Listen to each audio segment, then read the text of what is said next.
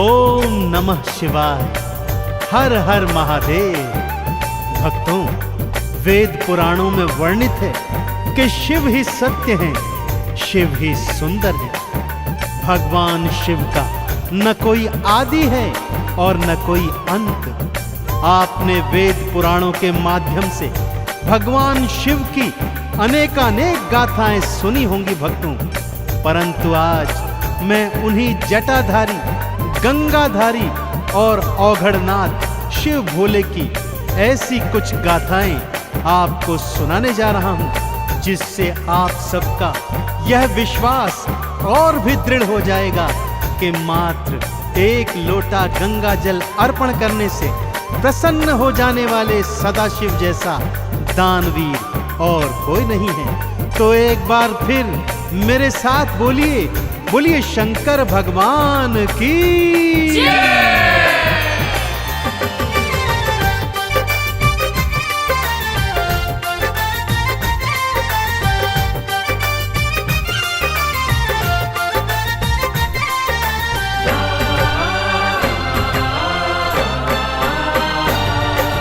आओ तुम्हें मैं कथा सुनाऊं, आओ तुम्हें मैं कथा सुनाऊं शिव शंकर भगवान की। असुरों को भी जो वर देते ऐसे दया निधान की, ऐसे दया निधान की। आओ तुम्हें मैं कथा सुनाऊं शिव शंकर भगवान की। असुरों को भी जो वर देते ऐसे दया निधान की, ऐसे दया निधान की। आओ तुम्हें मैं कथा सुनाऊं।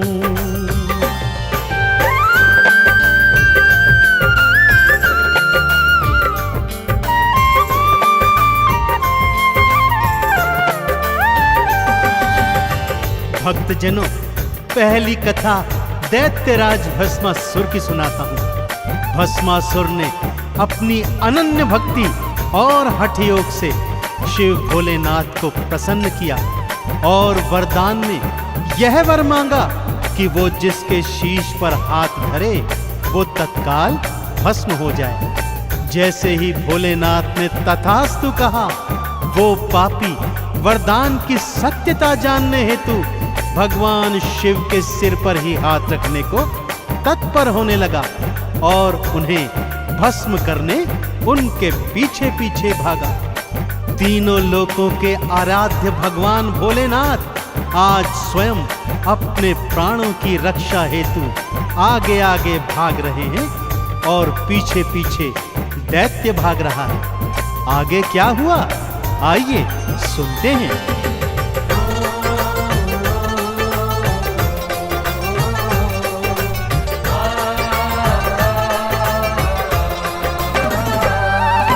पीछे पीछे भागा पापी, आगे शिव जी भाग रहे। सृष्टि के हरता देखो स्वयं मृत्यु से कांप रहे। भागते भागते विष्णु लोक में शिव शंकर देखो आए। हे विष्णु प्राणों को बचाओ, शिव शंकर ये बतलाए। कैसे विष्णु जी ने की थी, हाँ कैसे विष्णु जी ने की थी रक्षा शिव के प्राण की। असुरों को भी जो वर देते ऐसे करुणा निधान की, ऐसे दया निधान की।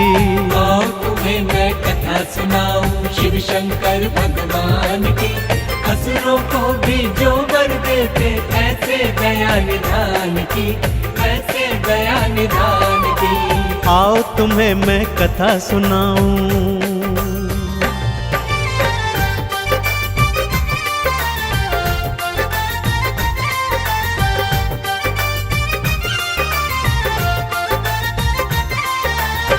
शिव शंकर के आवाहन पर श्री हरि ने योग निद्रा को त्यागा और तत्काल प्रभाव से मोहिनी का रूप धारण किया और असुर के सन्मुख पहुंच गए। काम आंध होकर ज्यों ही असुर मोहिनी की ओर लपका तो मोहिनी बने विष्णु जी ने कहा कि पहले तुम्हें मेरे साथ साथ नृत्य करना होगा। जैसे जैसे मैं नाचती जाऊं तुम भी वैसे वैसे मेरे साथ नाचते जाना। और मोहवश मोहिनी की ताल पर असुर ता थैया कर नाचने लगा। जैसे जैसे मोहिनी नाचती, भस्मासुर अनुसरण करता जाता। और जैसे ही मोहिनी ने नाचते नाचते अपने स्वयं के सिर पर हाथ धरा, राक्षस ने भी ऐसा ही कर दिया और भगवान शिव के वरदान स्वरूप वो तत्काल भस्म हो गया। इस तरह मोहिनी रूप में श्री हरि विष्णु ने शिव शंकर के प्राणों की रक्षा करी।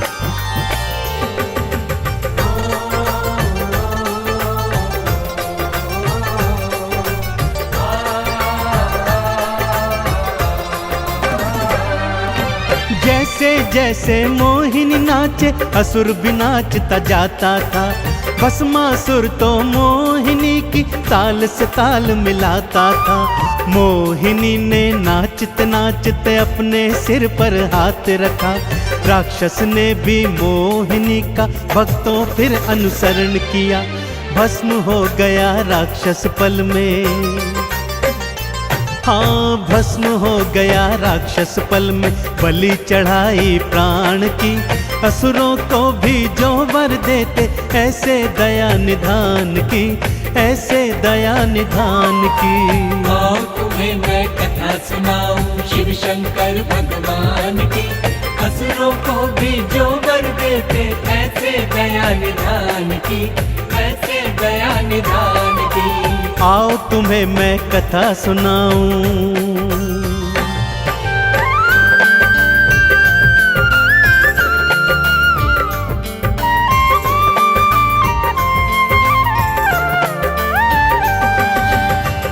दूसरी कथा का प्रसंग इस प्रकार से है भक्तों।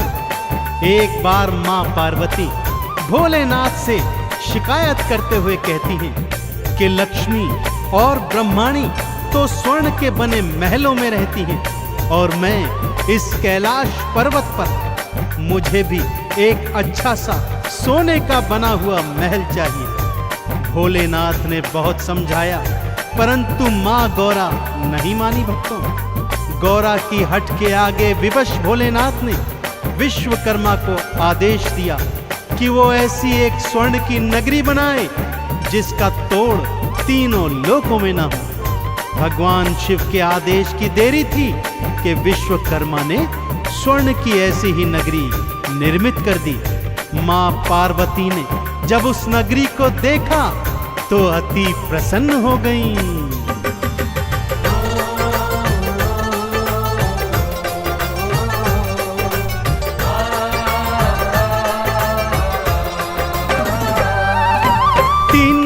में सबसे सुंदर ऐसी नगरी बनवाई। नगरी देखी गौरा ने तो मन ही मन वो हर्षाई। गृह प्रवेश की खातिर कोई पंडित भोले बुलवाओ। यज्ञ हवन और पूजा अर्चन हे शिव शंकर करवाओ। सबने अनुशंसा की भक्तों, हाँ सबने अनुशंसा की भक्तों। फिर रावण के नाम की, असुरों को भी जो वर देते, ऐसे दया निधान की, ऐसे दया निधान की। आओ तुम्हें मैं कथा सुनाऊं शिव शंकर भगवान की। असुरों को भी जो वर देते, ऐसे दया निधान की, ऐसे दया निधान की। आओ तुम्हें मैं कथा सुनाऊं।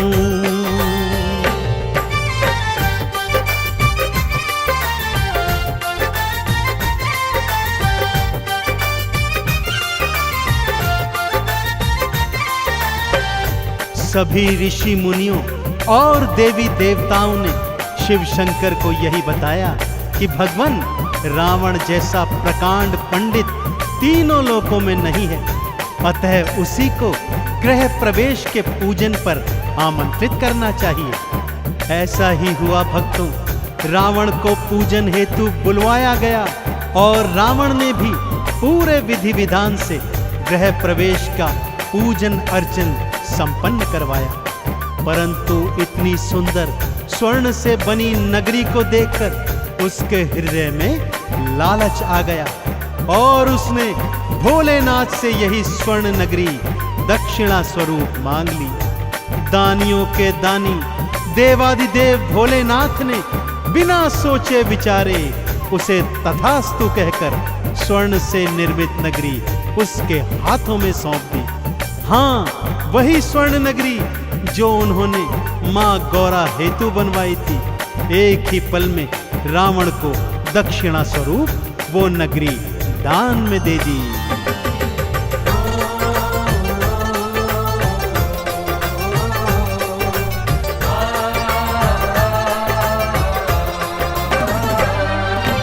एक पल को ना देर लगाई, दान में लंका दे डाली। आप फकीरी हाल रहे और सबको देते खुशहाली। स्वर्ण की नगरी देखो रावण फिर अपने घर ले आया। पापी था पर शिव शंकर का भक्त परम वो कहलाया। वेद पुराण भी कहते गाथा, हाँ वेद पुराण भी कहते गाथा शिव शंकर के दान की। असुरों को भी जो वर देते ऐसे दया निधान की, ऐसे दया निधान की। आओ तुम्हें मैं कथा सुनाऊं शिव शंकर भगवान की। असुरों को भी जो वर देते ऐसे दया निधान की, ऐसे दया निधान की। आओ तुम्हें मैं कथा सुनाऊं।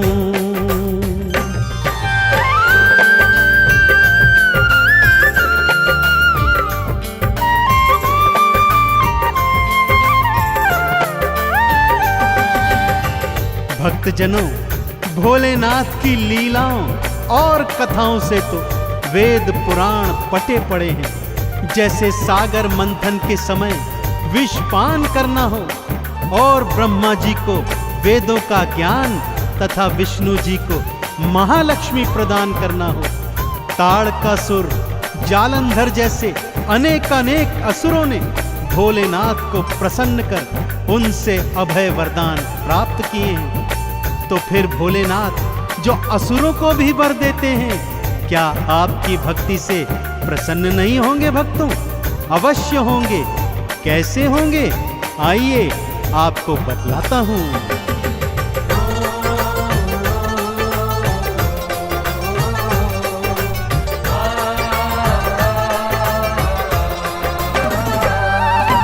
एक लोटा गंगा जल संग में दूध दही घी ले आना। चंदन तिलक लगा पिंडी पर बेल पत्र अर्पित करना। बस इतनी सी भक्ति पर शिव भोले खुश हैं हो जाते।